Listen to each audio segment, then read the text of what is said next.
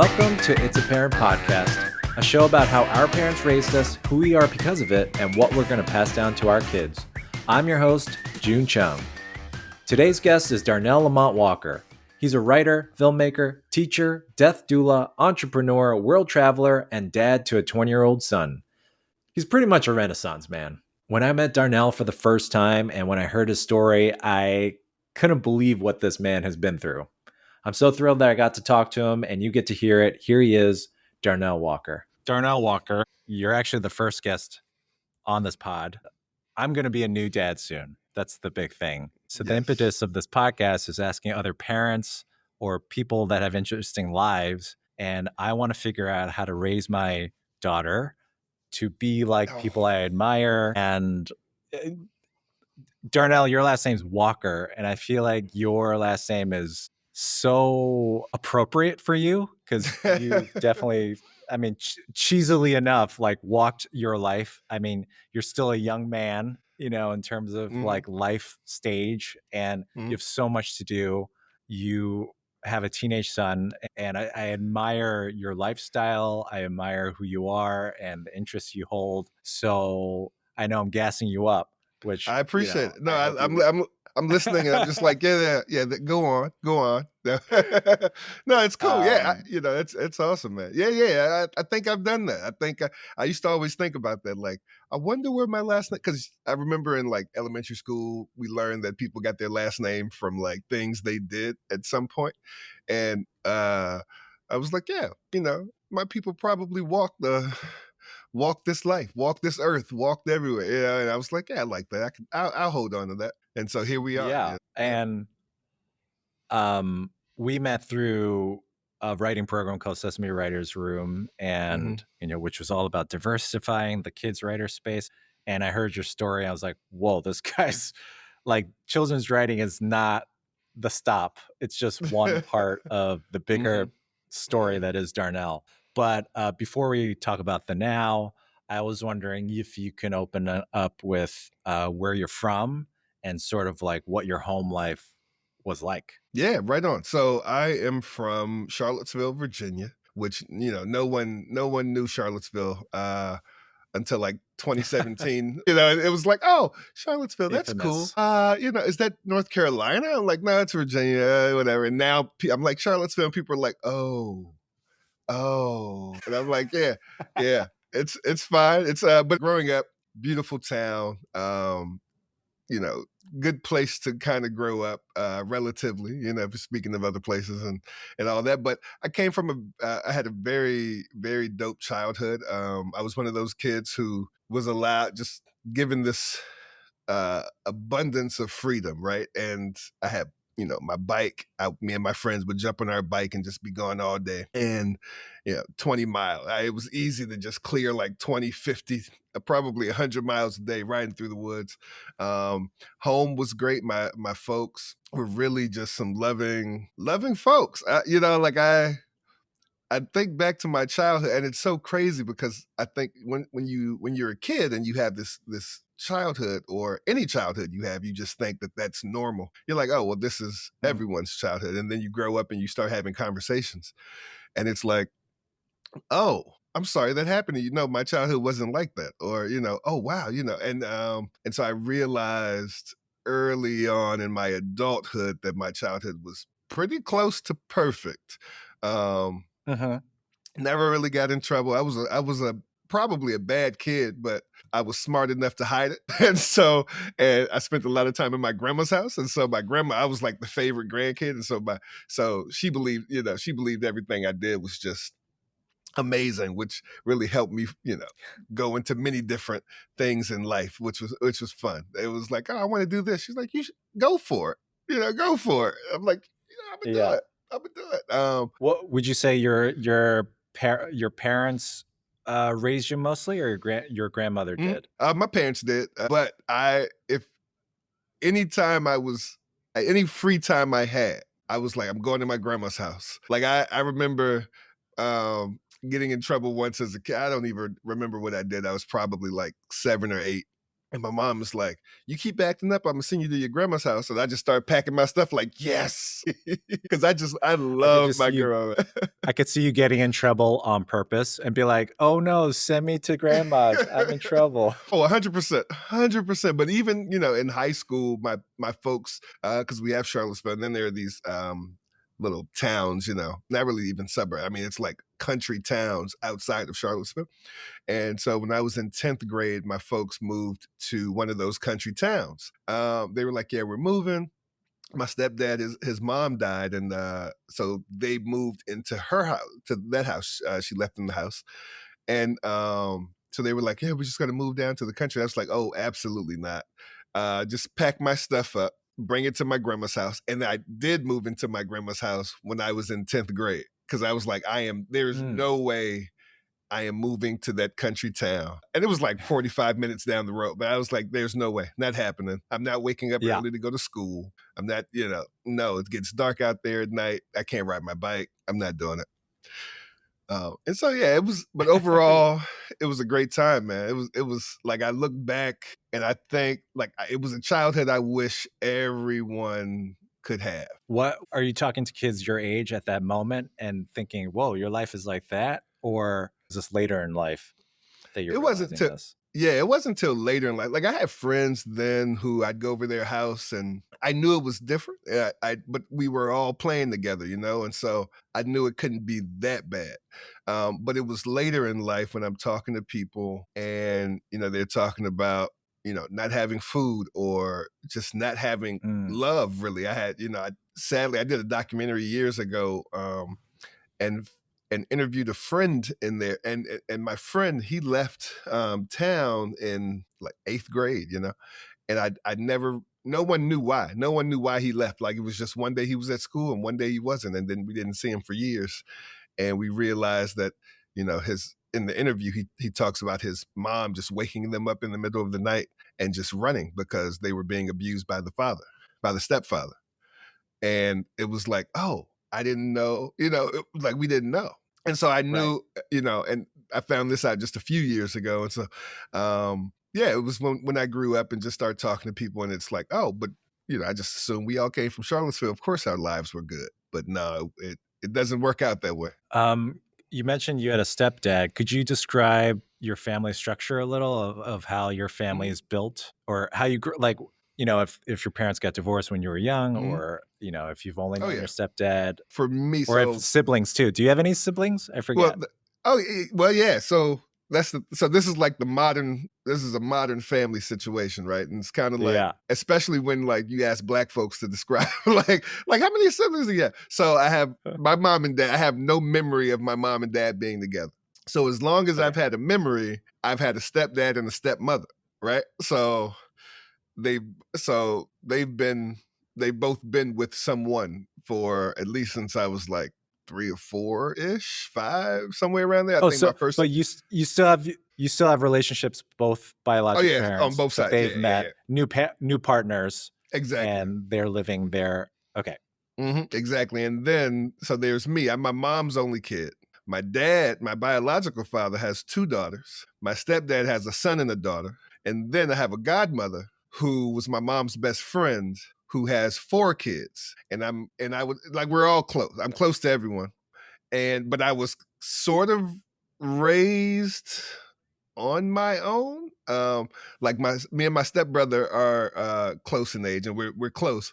But he lived with his mom. He would stay the night over. He's 2 years older, and so we were in some schools for at least a couple of years together. I mean, he was like the cool kid, and so when I got to school, I was able to become like the theater kid I was, and like Mm, I was cool, but I was also friends with like everyone.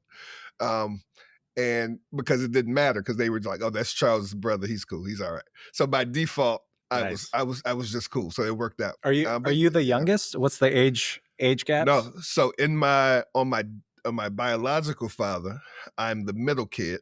So my oldest sister is 8 years older than me, Mm, and then my younger sister is 10 years younger than me on that side.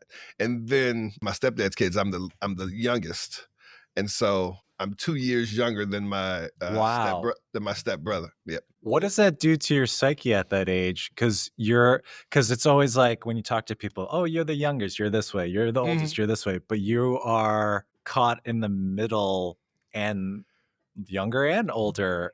Kind But of, then how are kind you of. treated? No, but that's the crazy thing because I think I moved through this world, and I always have moved through this world as an only child, right? And so, which is like Oh. there are people are like, "Oh, you have siblings?" I had no idea, and I'm like, "Yeah, yeah, there are people who exist that I call brother and sister."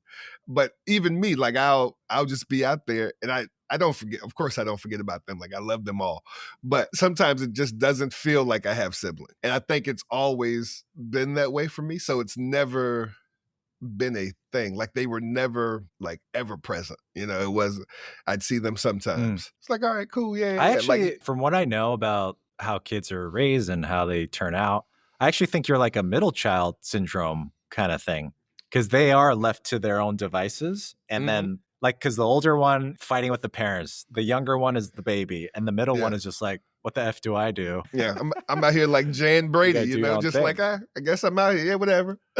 I'll be over here doing this thing. Whatever. It's cool. You said that you got to be a theater kid. Was that always an interest of yours? And was it Yeah. flourished in your house? Yeah, I think from like 7. I remember being 7 watching an episode of The Cosby Show, which I even hate to mention now, but watching an episode of The Cosby Show, and they did like a fairy tale episode where Rudy, the youngest daughter, wrote a fairy tale, and the whole family acted it out.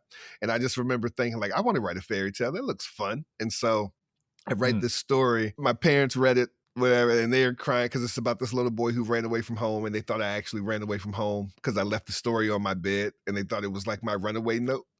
And I just remember thinking, like, I got home and they're crying. They're like, "We're about to call the police," and I'm like, "Oh." And my first thought was, "Damn, I must be a good writer." And so that's when I started writing at 7. And so then I went to school, and I was very like, this is what I want to do. So I told everybody, I'm telling teachers, like, I want to be a writer. And I'm asking to go to the library to read plays. And they let me. And it was one of those things where the teachers really caught on, thankfully, and said, "Oh, we want to get Mm. behind this. This kid has a goal. Let's get behind this and see what we can do." And so I had teachers that were like, "Oh, calling my mom like I'd love to take him to this play at the university, and they're giving me books like you should read this one, and so I'm reading it. And then going through elementary school, like, yeah, and they're signing me up for stuff on the intercom in the morning with the principal, like, hey, you should read this Martin Luther King speech, whatever. All right, that's cool, whatever. And then it just went like that for the next many, many years. And I was able to go, I think by the time I was in 6th grade, I gave up being an architect. Because at that point I was still like, kind of want to be an architect, but then hated my math Okay. class. My math teacher sent me outside one day because I was talking too much in class. Like every report card I had said talks too much in class. And I so have that too. and I think we all became something very creative, or we're in prison. I don't know. But and so so I'm sitting outside in the hallway, like pissed off, and I'm like, I was like, I'm gonna show her. I'm never gonna do anything with math again. I'll show her. And I'm thinking I'm gonna hurt her, right? So I'm like, I don't want to be an architect anymore. I'm gonna be a writer. So thankfully, actually, I thanked her a couple years after high school for doing that. I was like, you put my life on another path when you sent me outside. But yeah, and I've always wanted to be a theater kid, man. And once I got to high school, it was over. It was like this is it. I'm sticking with writing. I'm going to do theater, and this is just how it's going to be. Now, with your parents, seeing the note, it could have gone two ways of like, reaming you out. Like, how could you write something like this? And Mhm. then scaring you like crazy. Did they sit you down and like actually after they cried, they're like, this is a great story and encourage you? I think I was so caught up in my own happiness. I have no idea what the outcome of that thing was. I just remember thinking, oh, I'm good. And in my head, what happened was I just walked away and left them in the living room crying while I went into my room and sat on the bed and wrote story number 2. You know, like I don't know if we ever brought it back up, but I know that from there they really supported it. It was like, they would find little contests in like the newspaper. They'd be like, "Oh, here's a little contest that for writing. You should apply to this." Or here's this thing. Like I remember in 5th grade writing. They were looking for a new version of a fairy tale. Or just an old story, and I did like a what's her name, Little Red Riding Hood story that was like my version or something, and I made it to the finals, but I didn't win. But they were, I feel like they were a big part of that. I remember them taking me over there and being it was like the newspaper did it, and we were all there, and they were all so proud, and I was just like, yeah, it's cool. Like as a kid, you're just like, yeah, whatever, it's fine. This is what I do. But they really supported it, even teachers, because I remember there was I was one of the only friend in my friend group. I was one of the only ones who could spell right, who could spell properly. And I remember me and a friend, we were in class, and he was like, let's write a curse word on the back of this art project. And I was like, all right. So we both did it. And the teacher calls me up, and she didn't see his. She saw mine. She's like, Darnell, come here for a second. She's like, did you? And it was like the B word, right? And so I'm like, I didn't write that. She was like, I know you wrote it. You're the only one in here who could spell this. And I just it's thought, like a backhanded damn. compliment, kind of. I was like, damn. Oh my God. I got to start spelling stuff wrong. Yeah. But That's so funny. yeah, You it should was use always that support. somewhere. That's so good. Yep. You think you have the perfect crime, the perfect alibi, but it's like It's like, nope, your friends are stupid, and it's you. you think Oh man. like it's so great to hear how you had community around you to support you.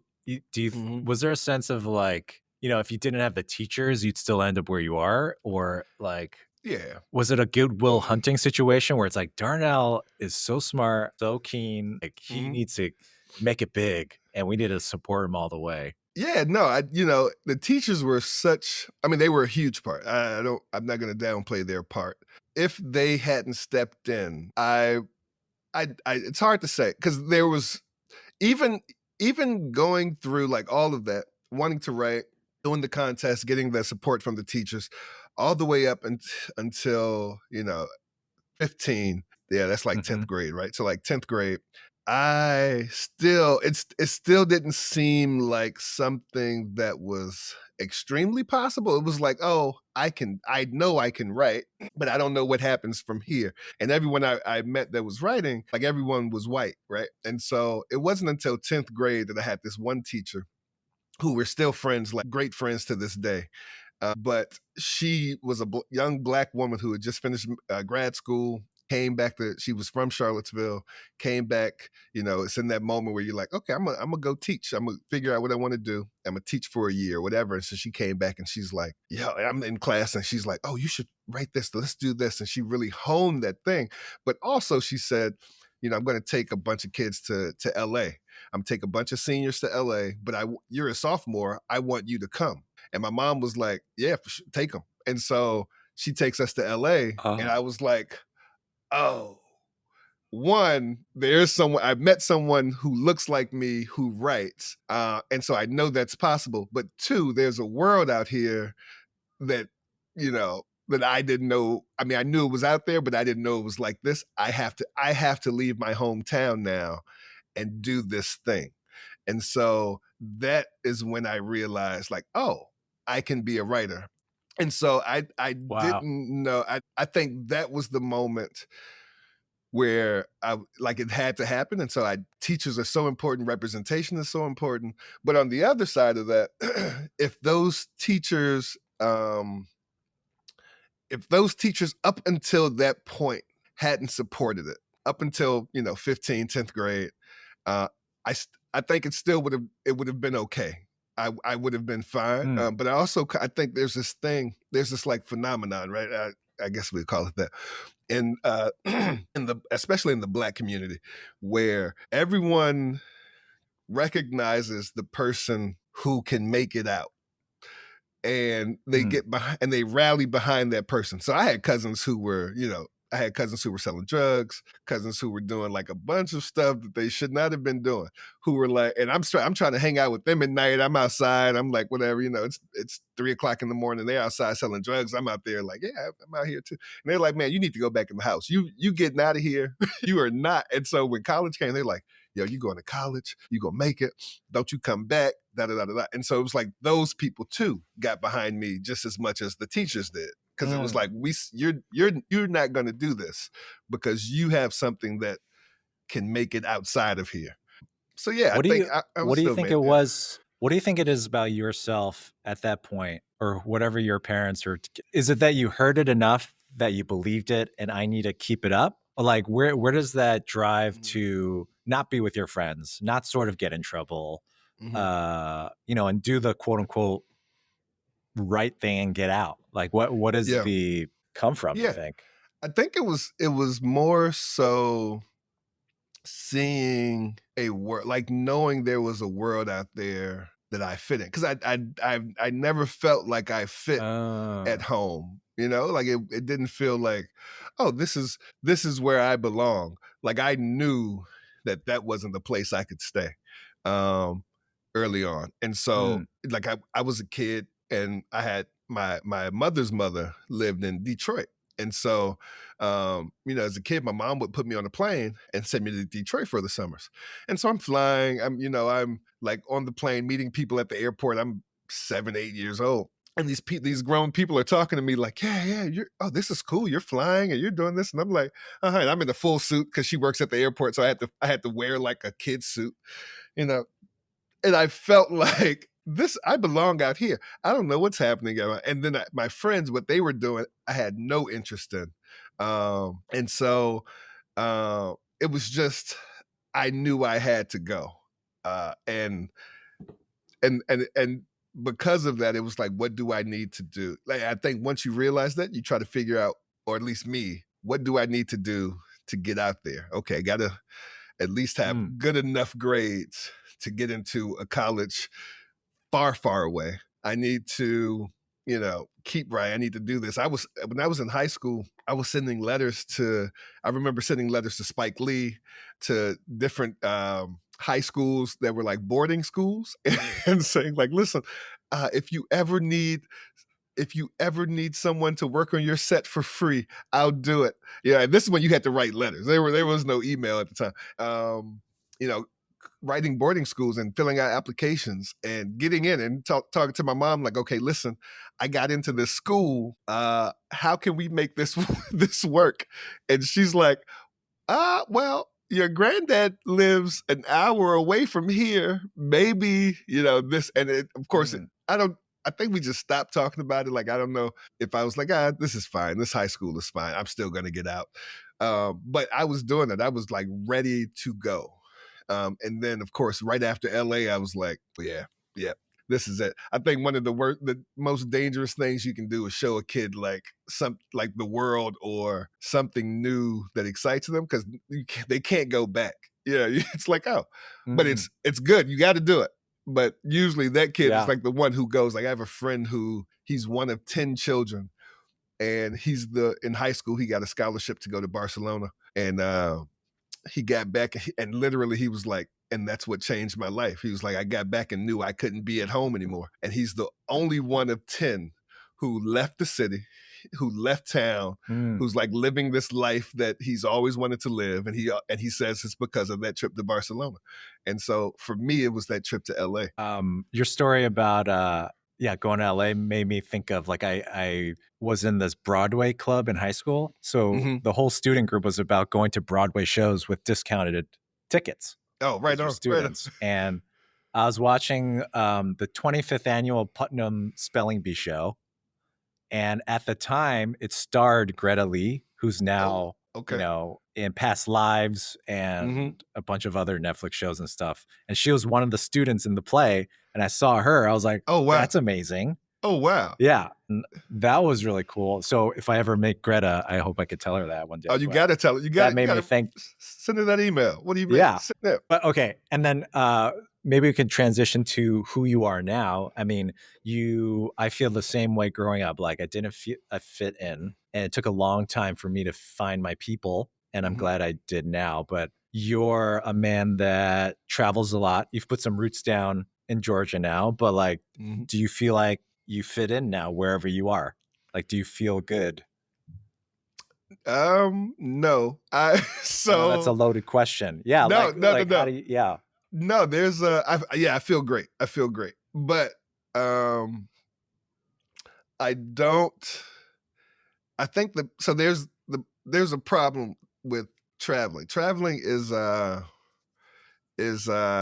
it's great, but the problem is the more you travel, the less likely it is to find this place that feels like home.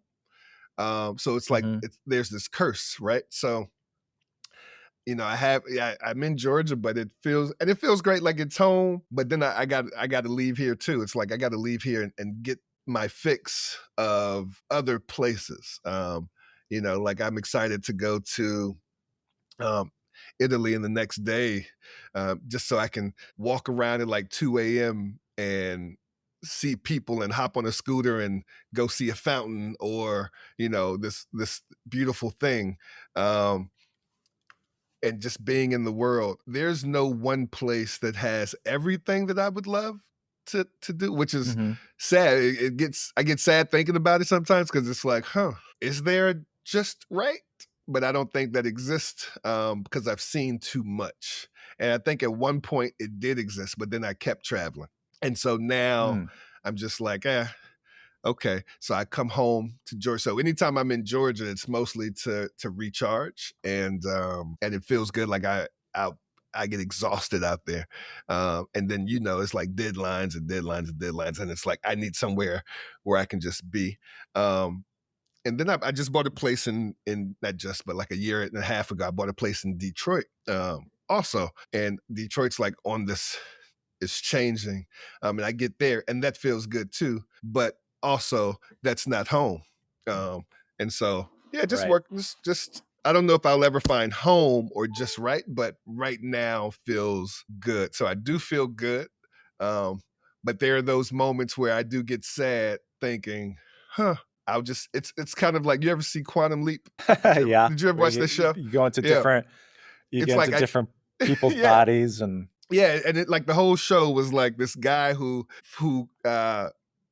created that time well sort of time travel, but he would travel through time but go into other people's bodies to fix what went wrong with them, and he couldn't leave that person to move to the next one until he fixed what went wrong. Um, and he would just but his whole goal was to get home. He's like, I want to get back home because Mhm. and so he just kept going.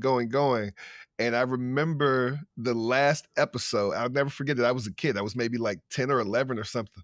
And the last episode came on, and the words come across the screen, and it's like, and Sam leaped and leaped, but he never made it home. And I just remember thinking, like, why? Like the producers, the writers had an option to make sure that he got home. And to this day, in my head, I'm like, that's so messed up that they did that. But that's how I Mm. feel sometimes. I'm like, I just keep going and going, and I don't think I'll ever be home, per se. So now I'm like, I get it. The show was real. The show was real. They understood. What is it that you are looking for or enjoying about the traveling that you do? Hmm. Because you said, Yeah. it's exhausting, right? And you need to Hmm. recharge, but when you do it, what makes you leave home? Yeah. I love like the connections I can make out there. Like I love cultural exchange. Seeing there's so much beauty in the world that I just really want to see. There's so many people I want to talk to. Like getting people's stories is huge for me. Like I love that about it. I get to come back home with these stories for my nieces and nephews and friends who want to go out and they want to see the world too. And it's crazy because I don't get excited about going to these places until I land. So I think it is kind of chasing that high, that chasing that dragon, where it's like Mm. I landed. Oh, I love this feeling. Okay, cool, cool, cool. There's people like you who travel for themselves, but you've created your own business called Passport Required, Yeah, right? I Where you're did. trying to give other people experiences. So, if you don't mind giving your 2-minute spiel about Oh, this thing, yeah. which is amazing. Yeah, right on. Appreciate it. 9 years ago, I started this company where I'm a traveler. I love traveling. Had just come back from a trip backpacking through Europe, and a friend says, "Hey, you should look into taking people with you." And I thought, "Yeah, why not?" Oh, He's like, "Yeah," and because the truth of the matter is, friends don't go anywhere. Like I don't know about you, but I know so many times I've tried to get like 10 friends to go on a trip, and everyone's like, "Yeah, let's do it," and then the time comes to pay, and no one's paying but you. So I'm like, okay, I'm gonna take yeah. strangers into the world. Strangers pay.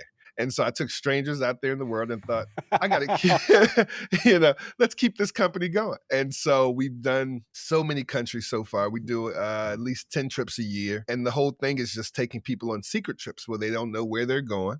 They sign up. They find out sometimes at the airport, but usually around 2 days before we get there. I mean, before we leave, we go and have a good time. It's all about the cultural exchange. Like everything I love about travel is what I get to introduce to people. Because a lot of times we have friends that go out there and they only return with, Instagram photos, or it's like, oh, and it's like, well, what did you do besides take this picture in front of the Eiffel Tower? Like, oh, I ate a baguette and I met Ugh. this guy named Jean-Luc, and it's like, okay, but what else did you do? And they're like, well, that's it. And it's like, no. So I get to show them how to travel like a traveler versus traveling like a tourist. And so it's like, no, we're going to Yeah. get out here. We're going to eat at someone's grandma's house. We're going to, jump in this car and hitchhike across the border. And we're going to do this. And it's a good time. Yeah. I love that you're sharing your experience and making sure other people share. They feel like people who don't travel often, right? Like you're trying to Mhm. jumpstart their traveling journeys. Absolutely. Like, And yeah, it's a lot of people's first, like a yeah. lot of the folks who come on my trips, it's their first time. And for those who it's not their first time, it's folks who want to see if they could travel in a group environment. And then some are just like, I want to travel differently. I want something different when I travel. And they do it and they like, I can't travel any other way now. And so a lot of people come Hmm. back. I would say 99% of the trips, someone's returning. Wow. Correct me if I'm wrong. Is your customer base tend to be Black and like people of Mm, color because it's just like they're later in life, they finally have some money, and then it's mhm. like they get to do something that they didn't get to do as a kid? Yeah, it's and I mean, mostly that. Yeah, it's true that they're mostly people of color, mostly Black, and I think that's just because of the way word of mouth works. And so it's like, Oh, great. oh, Uh-huh. like, oh, well, I went, so you should go, and then Yo, our Koreans are the same. In the yeah, church, there's one toothpaste that one family uses. All of a sudden, 3,000 of them are using the same toothpaste. Oh, you it's a know thing. Dr. Kim? You should go to Dr. Kim. Yeah, it's a thing, which is great. It's like, oh, this is how we're gonna do it. It's old school PR. Which is funny because what happens is there are like white people will hit me up and say, I'd love to come on your trip, but I think it's just for African Americans. I'm like, no, it's for everyone. And so when they come, I'm like, listen, I'm gonna take a lot of photos of you because I need to let other people know that white people do come on my trips. I was like, so I'm gonna use you for marketing. I just want you to know that. And they're like, no, that's fine, that's fine. But yeah, it's mostly word of mouth. But it is true that now travel never really seemed accessible to Black folks for a long time. And now we are in a place where we're like, no, the world is ours too. Let's make it happen. So there's so many Yeah, let's be real of here. us going. Not just accessible because of money, but Oh because yeah. of just like safety, Hmm. acceptance. Uh, Oh, 100%. just yeah, these are real reasons why people have been fearful of it. Absolutely. Like, and then most Yeah, of us grew, and like even just getting back into family, so many of us grew up hearing our grandmothers and mothers and fathers and uncles Mm, and aunties saying, listen, you don't want to go over, and like all they had was the news and the newspapers, right? And so they're reading this stuff and they're like, you're going where? No, you shouldn't go over there. You're gonna get your head cut off. You're gonna die. You're gonna end up in a ditch. And we took this in and we're thinking, yeah, of course that's gonna happen. I mean, even in the States, yeah. we had like it wasn't safe in the US because of, Jim Crow and racism traveling south. And so Yeah. like we come from a history of like travel is dangerous. Don't do it. And so now we're like, no. And so I get to travel and come back and say, listen, no, Morocco isn't like that at all. What do you mean? Can I ask? It's just growing up with hearing, don't do this, don't that. And there's like a level of fear that can really make you into a certain person. Mm-hmm. But how, like, the perseverance of it all, Yeah. like, how do you battle between, I got to live my life, like, I can't not do Yeah. things, versus like the constant barrage of like media, Mm-hmm. family telling you certain things, and how do you turn it off to just live your life? Yeah. I think we've Or you seen don't, you know? so Yeah. well some people don't. So many people don't turn that off. I think those of us that did, we've seen the outcome of not of listening and giving into that, and it usually just looks miserable. It looks like Mm, people who die regretting not doing it. It's like, why didn't I do that? I wish I should have still gone. Like my life is going to turn out in the end. If I die out there, fine. If I don't go, I'm going to die here and I'm going to die inside. Like yeah. I'd rather know. It's like, no, it can't be as bad as this. And I think that's a lot of it is like, it can't be as bad as this. And so we go like, and for me, especially like one of the things I do is I help people die, and I get to be with people at the end of their life. In that, like, Well, let's can we can we backtrack oh for yeah, a second and just yeah, because I don't want people like he kills people. Does he murder? Yeah, let's I'm gonna give you 15 seconds just to put a pin on what that means of I help people.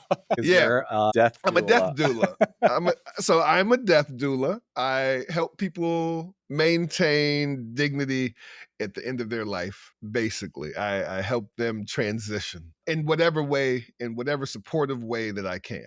And because of that, I get to see what life was like for people who didn't do certain things, for people who did certain things. And of course they don't represent a whole, but they represent enough for me to say, okay, I don't want to end up like that, or I want to do it just like they did it. Which also, I mean, that goes into traveling. It's like, oh, like there's so many people who are like, I wish I would have seen the world.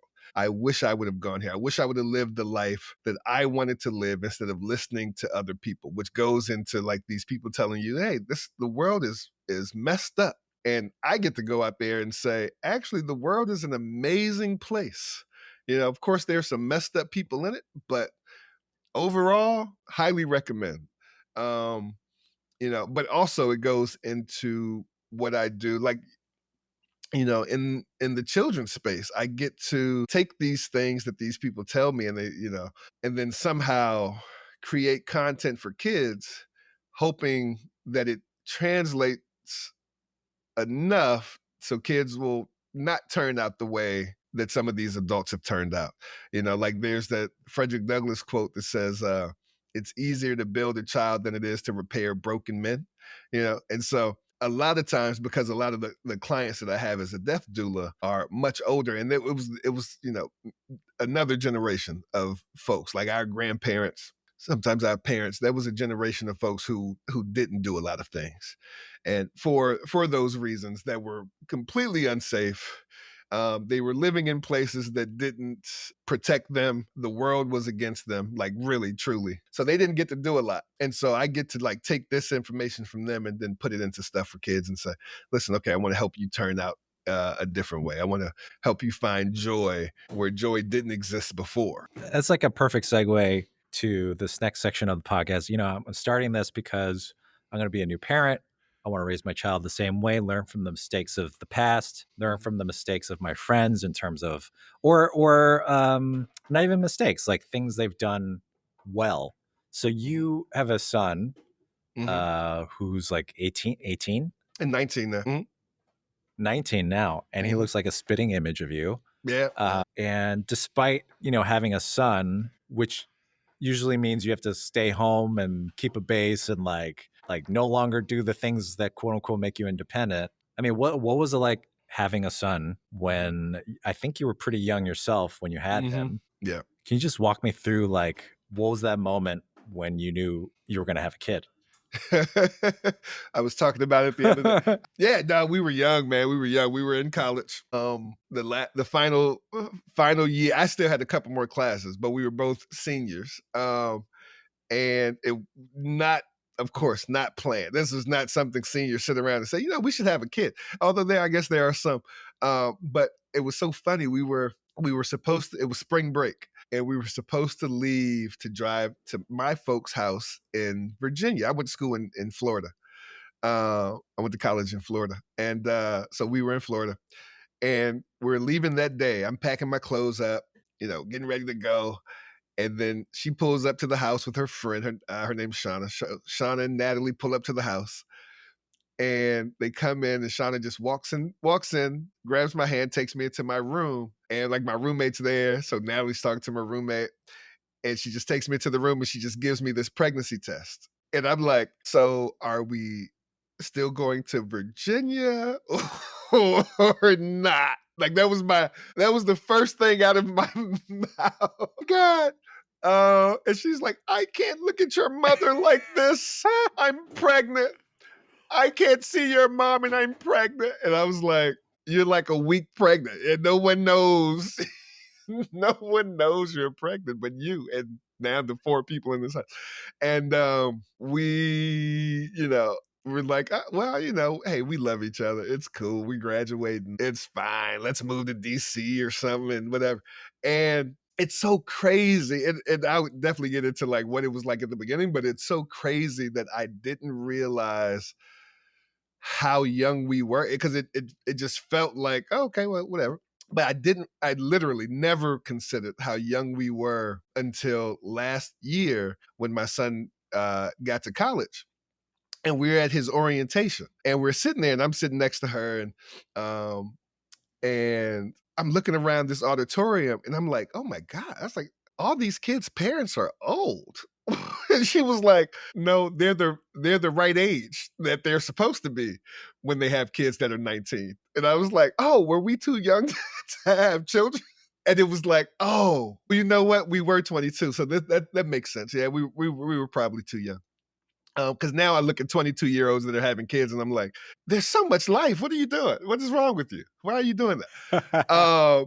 But we were lucky and we had a great relationship. We have a great relationship now. It wasn't easy in the beginning. And I think that's a lot of stories, but one day we just had to sit down and say, "Listen, let's talk everything out and fight it out, whatever we got to do." Because we split after about 2 years. We were just like, "Yeah, okay, this Yeah, will work." 22-year-olds breaking up. What? What? Stress because of a child? And so yeah, we were like 24, I think, when we split, and it was just like okay. But then we talked about it. Now we're friends and it's great.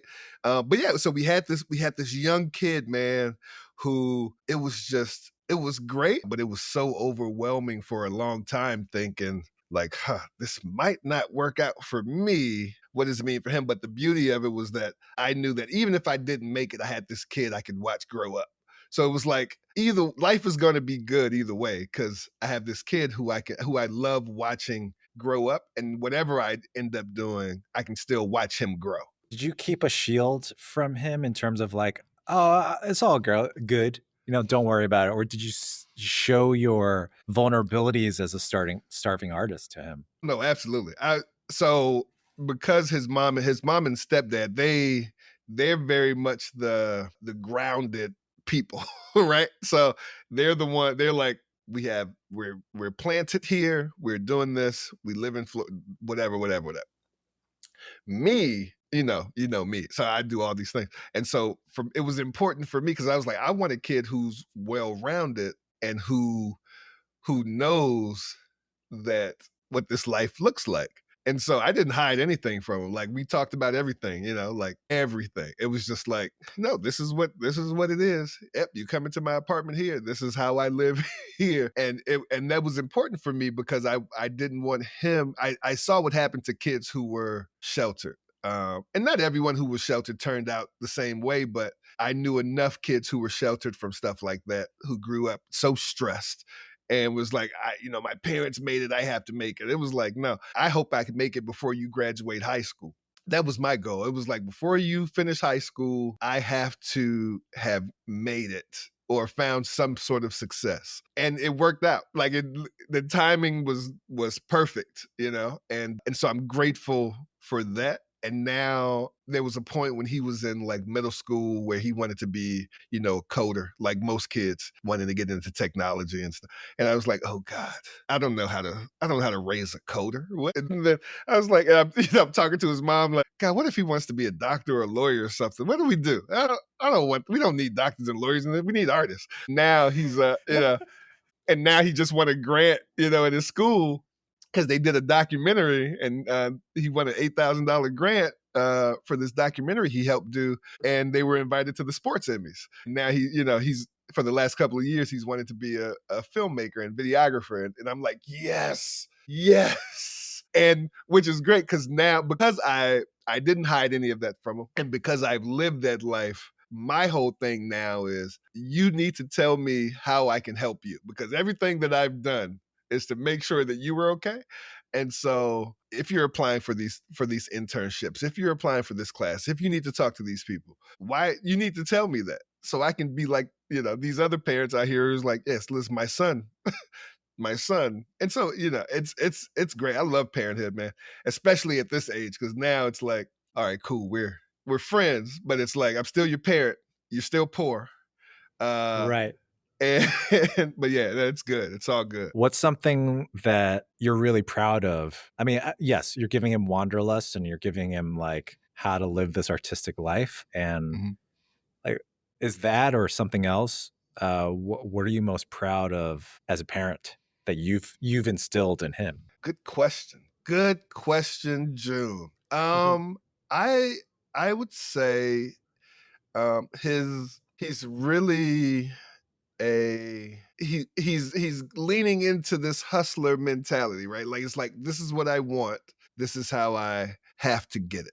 And so, which is me very early on in life. It was like, okay, I want this life. These are the steps I need to do to get it. And I see this forming for him. And so that's amazing to see. It's like, okay, he's going to be all right.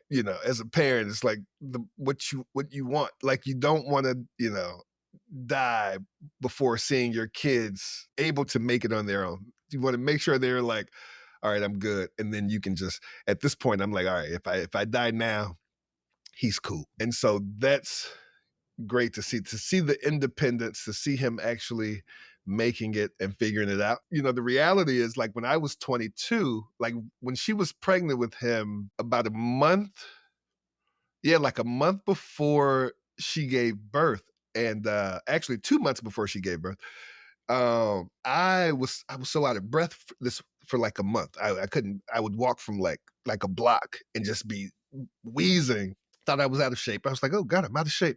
And then I woke up one morning and couldn't walk. And then I was like, oh, let me go to the hospital. So I went to the hospital, not thinking that these two things were connected. And the doctor comes back. He's like, so how long have you been out of breath? I was like, oh, like a month. And he's like, oh, well, you should have been dead a month ago. He's like, there are 16 blood clots going from your ankle into your lungs. And I was like, what? And he's like, yeah, he's like, no one survived this long with that. And I was like, oh, all right. And so I was in the hospital for over a week. I got out. And then when I got out, I couldn't straighten my leg out. Like, and so it took me a month to like straighten because there was a blood clot behind my knee. And it was so painful that to straighten my leg out, it would just hurt so much. So I couldn't walk. I was on crutches. And so the day that I finally was able to walk was the day she went into labor. And so it was so funny that my friend who took us to the hospital had to push us both into the hospital in a wheelchair. And it was just like the craziest thing. And so like I always think like, God, I could have died. Like I could have died and I could have missed all of this, and he could have become this coder, and I would have been so sad, about about it all. But you know, uh, but As that's you one of the things. It's like as you have no, your death doula is like, he's a coder. No.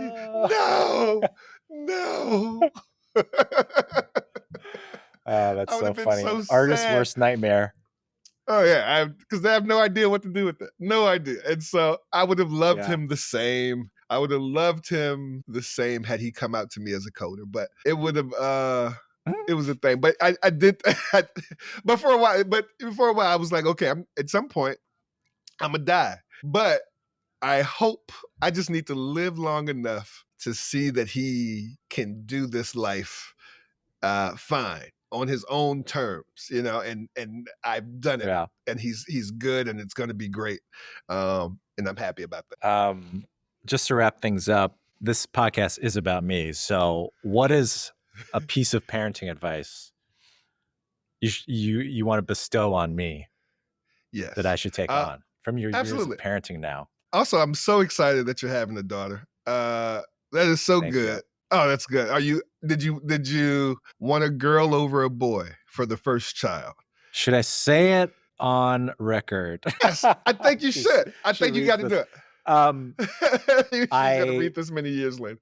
I thought I didn't care, and then once we got the results, I was like, huh. But I think it has more to do with my brother having 2 daughters himself, so I wanted Okay, a different you wanted something outcome. different. Not because it's not because of the whole like girl boy thing. It's just more of like, I wanted something different than my brother. Yeah, no, absolutely. And I think for me, I wanted a girl.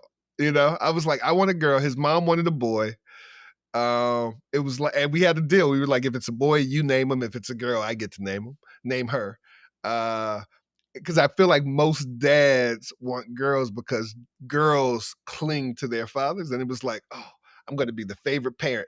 You have a boy, the mom already has him. Like if the mom has him, it's whatever. But the girl was like, so you're going to be the favorite parent. You get to be that parent that we all wanted. That we all wanted to be. And so it's cool. I'm excited for you. A piece of advice that I would give you. I think every parent has this one moment, and sometimes more than one, but it's like this moment that lives rent free in your head that messes you up. And it's like something will happen. Something crazy will happen, and it will be okay. But for a minute, you're gonna think that, oh, I almost lost her at that point. Like she's gonna get lost at a store. She's gonna, like for me, we were sitting, and moms call it mom guilt. It's called like mom guilt, right? And so I guess I don't know if they call it dad guilt, but moms really experience it. But there was a time we were sitting at a store. I ran a store I opened up a store in Seattle many years ago, and he was 3. He was 3 at the time, and we were sitting there, and me and one of my fraternity brothers ran the store. And so I look outside, and I see my fraternity brother outside getting out of his car. And my son sees him, and so my son runs out of the store. He's like, "Oh, Bobby!" And so he runs out of the store. And then, like 10 seconds later, this woman comes into the store with my son in her arms, and she's like, "He was almost hit by that bus." And I see the bus stopped in the middle of the street. The guy I thought was my fraternity brother was not him. It was some other guy. And I was just like, "Oh my God." And to this day, I just think, oh, he could have been killed by that bus if that woman wasn't there. And I wasn't paying close enough attention. And that moment really, I mean, I don't think about it all the time, but every once in a while it'll pop into my head and I'm like, oh my God, every parent has this thing. And so I think you have to know what's going to come, and you're going to have to know it's going to be okay. And hopefully you'll find something, because you know it's coming. You'll find a way to move through it, because some of us have not. It's tragic. It's messed up, but this is what we deal with. And pass that on to your wife. I think we we have that thing. Dad, we're gonna call it dad guilt. If I coined that phrase, Honey, you give me credit for it. I want to tell you something. Our child is going to get lost Yeah. and mistake someone else for our best friend. It's going to happen. It's gonna happen. I thought we lost him at a park at a family reunion once. I mean, we looked for it was that because it starts off so simple. It's like, oh, where is he? And you're looking and you don't see him, and Yeah. then you get up and you're like, huh. And then your heart's beating, and then you're like, hey, has anyone seen him? You're asking people, they're like, no. And then it becomes full panic, and it's like, yeah. And we're looking, and he was just in the bathroom, like another bathroom at the park. And I was like, oh my God. This is that moment that you see on Law and Order. It's like, oh God, this is it. So it happens. It happens. It happens. Yeah. Yeah. Darnell, this has been enlightening, so fun. And I'm so glad you're doing your thing. And congrats on your son getting to college and all that stuff. What a Appreciate big it. deal getting a scholarship. I mean, that's a Yeah. proud dad moment right there. It's a proud dad moment. He's already in college on a full ride. So that $8,000 grant, like we went to the store and he's like, oh, can I get this ironing board and this lamp for my room? And I was like, you can get whatever you want. This is your money that this is coming out of, not mine. You have $8,000. And so it's like, oh, he's like, oh, I thought you were buying it. No, you have $8,000.